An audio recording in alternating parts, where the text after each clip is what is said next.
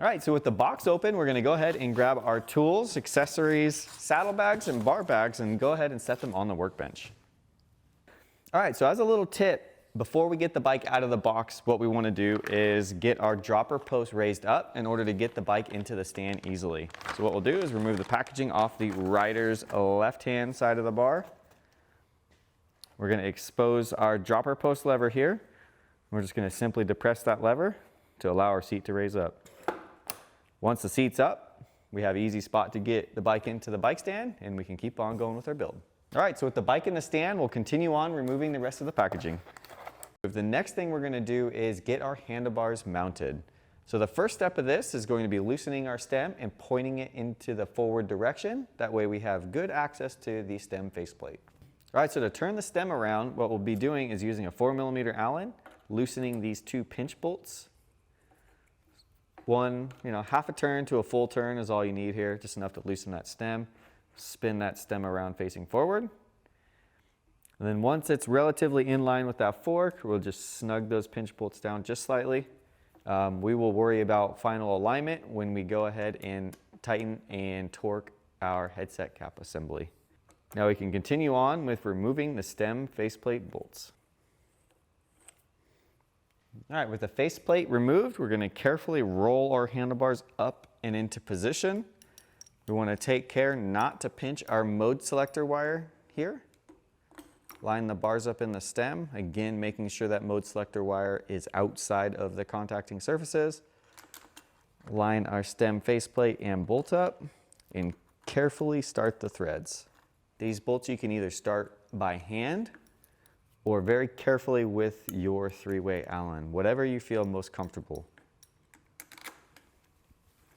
With our stem faceplate snugly in position but still loose enough to allow some rotation here, we're going to take a look at our markings here. We want to make sure our bar is centered left to right. And then looking at the Sacred Heart logo here as a reference, just center that up facing straight ahead. And then this will give us a good starting point for adjustment later on. Once we're happy with our position, we'll just gently snug these 4 bolts up. Then we'll double check to make sure everything is exactly where we want it. And then before we snug up the stem faceplate, let's take a look at one other important detail. So before we tighten and torque everything, it's really important to pay attention to the gap between the stem body here, and then the stem faceplate here. So we'll take note of that gap there, and we'll come over to the top and take note of the gap up there. It should be even both top and bottom. Once that's good, then we can proceed to torque the stem faceplate. All right, with the bar snugged into position, we're gonna move on with our torque wrench set to 5 Newton meters with our 4mm driver bit, and we're gonna tighten the stem in a crisscross pattern. All right, so with our bars mounted and torqued, the next step of this process is going to be hooking up the electronic system. So most bikes, or all bikes, should come with the mode selector wire already installed. If not, it's gonna be the same exact process as we're gonna use here. So we're gonna be installing our display cable that comes from the motor up to our display. So with our cable in hand, we're gonna grab our tool that is included with our accessory bag. This is a TLEW02 for this specific bike. And what we're gonna do is use this tool to install the cable. So we're gonna pull the cable through, line it up, pull it into the tool as so. Then with holding the wire with our thumb, we can go ahead and use the tool to insert that into the port. We're going to give a firm depression. We'll listen for an audible click. Once we hear that click, we know everything's been installed properly. And there we go. Once that's put into position, we can go ahead and roll our display back up to our preferred position and move on to the next step. All right, so the next step here is we're going to be installing our front fender. Pretty simple process, and we're going to start that by using a number 2 Phillips head that's included in your torque wrench. Use your extension here, makes things a little bit easier. We're going to remove our silver Phillips head bolt here on the back of the fork brace. Remove that bolt.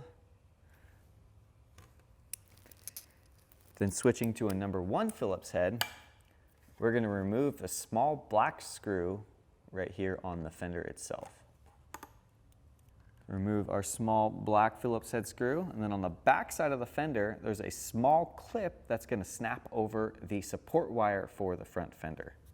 So knowing that, we're going to roll our front fender up into the arch of the fork. We're going to roughly align the top into position.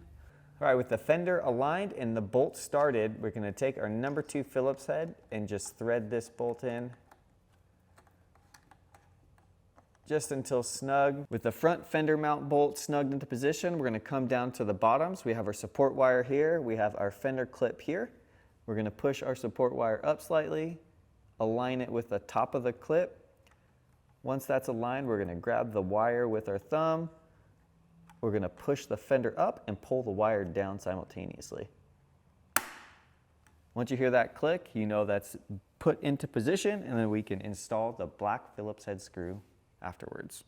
With our number 1 Phillips head screwdriver and our black Phillips head screw, we're going to install our screw back into that opening and just thread this in gently. These are plastic clips, and that is a coarse thread bolt, so this does not require very much torque. As you can see, I'm not even using a handle here. Just going to snug this up with our fingertips. And then that will be good, and then we'll go ahead and torque the upper fender mount bolt. With our fender support wire locked and loaded, let's move up to the upper mount. So we're going to push our fender all the way up, and once that's in the most upward position to maximize the amount of tire clearance we have, we're going to come back with our Phillips head attached to our torque wrench that's set to 3 Newton meters, and we're going to torque this bolt.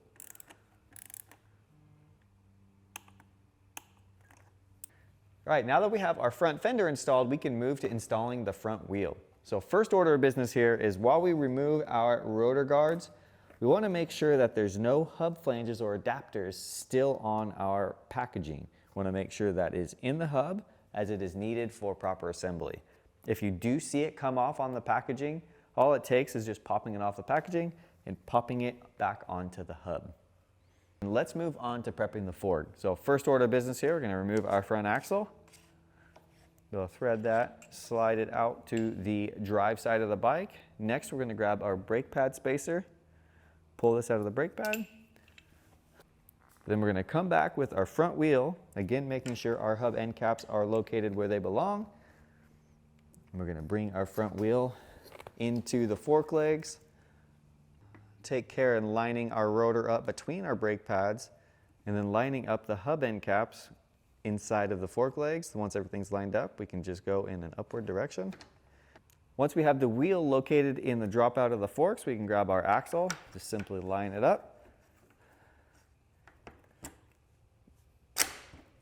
slide it into position, take our 6mm Allen, and applying an inward pressure, head and just gently tighten that axle, and we're going to come back and torque it with our torque wrench. All right, coming back with our torque wrench set to 7 Newton meters and our 6mm Allen, we're going to engage our front axle and then just simply torque away. Now that we have our front axle torqued, let's take a quick second just to check the rear axle. These do come torqued from the factory, but we'll go ahead and put a torque wrench on it anyways. That is set to 11 Newton meters. All right, so as we have the pedals in hand here, let's take a look at thread direction. So the left pedal is specific for the left or non-drive side of the bike, and the right pedal is specific to the right or drive side of the bike. So this is easily identified with these pedals. You'll see a CRL and a CRR. Also, another quick identifier is the groove will always be on the left-hand pedal. So we're going to take our CRR, our right-hand pedal, and we're going to grab this, we're going to thread it into our crank arm. With the thread started by hand, we're going to take our 6mm Allen and we're going to engage the back of the pedal spindle here and just turn the pedal in a forward direction until it's snug. And we'll go ahead and tighten and torque to 54 Newton meters. We're going to come over to the left-hand side of the bike, or the non-drive side. We get those threads started by hand. Roll that crank arm to the bottom of the bike, 6mm Allen, back side of that pedal spindle, and then we'll tighten and torque to 54 Newton meters. All right, so before we get the bike on the ground, we'll take this last minute and just kind of go through the gears to make sure everything's good there. It's a simple run through the gears, just click through each one. Make sure everything's functioning nice and smooth, nice and consistent. Now, if you notice any inconsistencies or shifting issues while you're going through that check, we do have a derailleur tuning video that will take you through that process in order to get your drivetrain dialed in. All right, so now that we have the bike finally on the ground, let's get our stem and headset adjusted. So the first step here is we're gonna loosen the stem pinch bolts on the back of the stem here. Once that's done, we're gonna take this time to align the bars with the front of the fork legs. Once we're happy with that alignment, we're going to take our 4mm Allen and we're going to tighten our headset assembly. This is going to adjust our headset preload. So there's no magic number here, but we find anywhere between 2 and 4 Newton meters is kind of the sweet spot. So with our 4mm Allen, we're going to adjust this and we're going to torque to 2 to 4 Newton meters. All right, so now that we have the torque set on our headset to set up our headset preload, we're going to do a quick real world check. So just lift the front of the bike up, kind of flick the bar left to right. You kind of want it to basically be able to move freely, but not bounce or go too far, too fast. That'll ensure that your headset preload is snug, but not too snug. So once we're happy with that, we're gonna go ahead and align our handlebars with our front wheel. Easiest way to do that is to match your view of the front of the bar to the view of the front of the fork crowns right here. Once we're happy with that, we're going to come back with our 4mm Allen again on our torque wrench. This is going to be set to 5 Newton meters. And we're going to tighten and torque our pinch bolts. Now these pinch bolts do not require any particular sequence, so we're just going to start with the top. All right, so the next thing we're going to check here is our saddle height. Now saddle height is very specific to each and every rider, but a good starting point here is take your hand at the top of your hip bone, with your dropper post fully extended as it is here, slide your hand over the seat. Now what you want here is to have the saddle come up to the bottom of your hand. So you can see the saddle is a little bit low, so we're going to go ahead and bring it up. Use our 4mm Allen here, loosen our seat post clamp. It only takes about a turn to 2 turns here. Raise our saddle height up. We're going to make sure it's nice and straight. Then we're going to tighten and torque our seat post clamp to 6 to 8 Newton meters.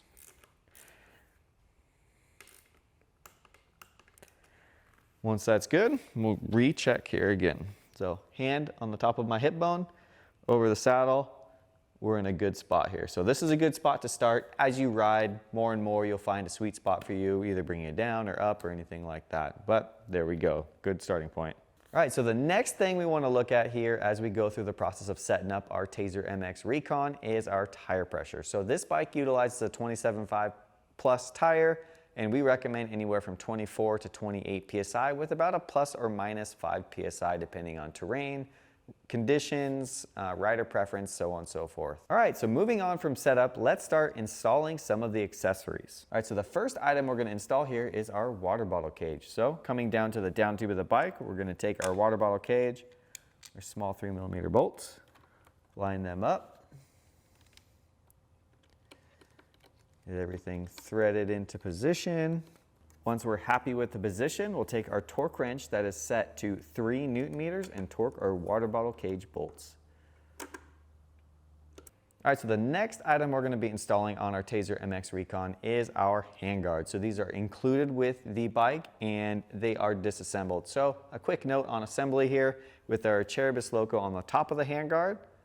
We want to make sure the arch of our clamp is facing up. So we'll assemble accordingly and then we'll move to putting them on the bike. All right, so with our handguard assembled, let's get it placed on the bike. So we're gonna pull our silver screw out of the top.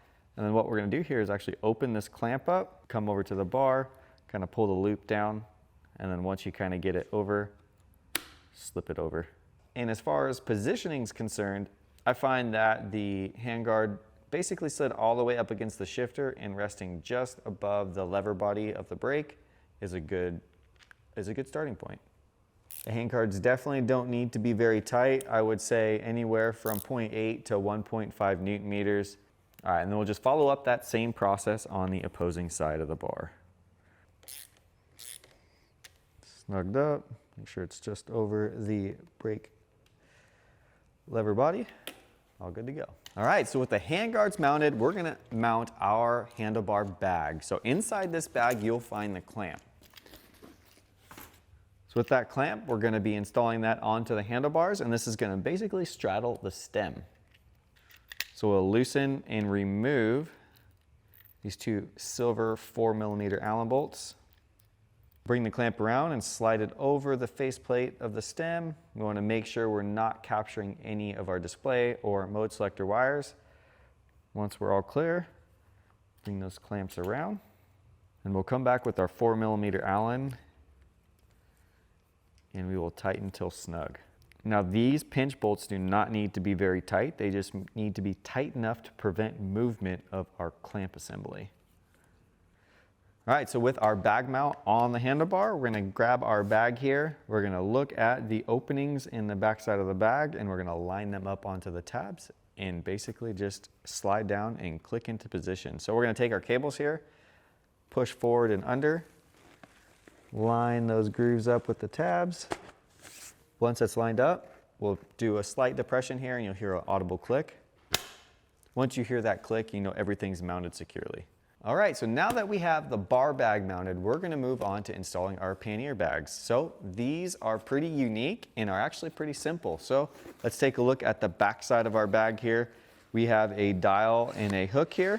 So the setting here for this particular bike is loosen that dial, slide the hook all the way into the forward position, snug that dial like so. Doesn't need to be very tight, but just snug into position.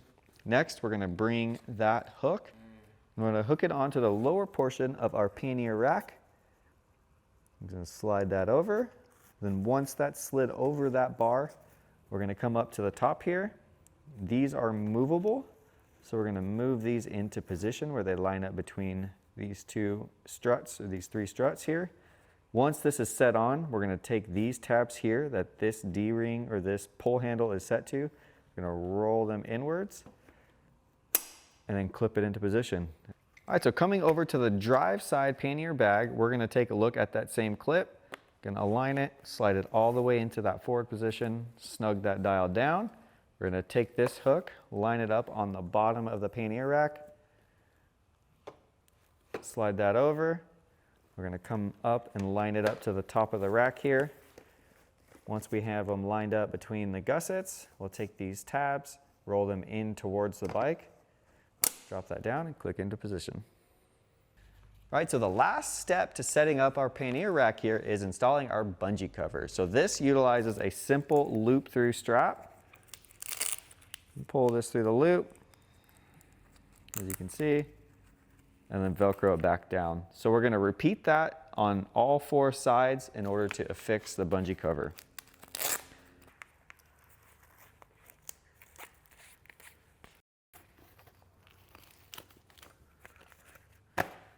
All right, so let's talk a little bit about the battery in this bike. So this comes with Shimano's in-tube battery that can be charged in the bike or out of the bike. In almost all cases, it's always easier to charge the battery in the bike, and we'll go over that detail here in a moment. But let's talk about removing the battery. So in order to remove, we'll be utilizing the key that is included in your accessory bag. Insert the key into the port. Once we have that key into position, just a quarter turn, we'll drop the battery down. We can then release and remove the key. We'll depress a small tab here, and once we do that, it will release the battery. Once the battery's released, drop it down, pull it out. Okay. All right, so now to install the battery, we're gonna be following that same process, but in reverse. We're gonna line the battery up in the bottom of the opening here. Once that's lined up, rotate the nose of the battery into position. And once we have everything lined up, simply depress and knock that into position, and everything's nice, tight, and secure. All right, so now when it comes to charging the INTENSE Recon MX, we're gonna be looking at our battery charging port down here, which rests above the motor. We can just simply pull this tab up, push that out of the way. We'll take our charger cable, which is the shape of an elbow here, and that's going to be directing you to the drive side of the bike. We're going to install that plug like so, depress that firmly, and then you are hooked up and charging away. All right, so now that we have the cockpit set up, our bag set up, and everything good to go, the last thing that we need to take into consideration here is our suspension setup. And we left this till the end because it's very important to take note of how much weight you have in your bags, because that is definitely going to affect how you set your suspension up. So for that, we have a sag setup video that will run you through the process from start to finish on how to set up your suspension sag. And again, take into account the weight that will be in your bags. All right, so there you have it. We have successfully completed the build and setup of our Taser MX Recon. If you have any questions of the process or need any assistance along the way, don't hesitate to reach out. Our customer service team will be more than happy to help. Thanks so much for choosing Intense.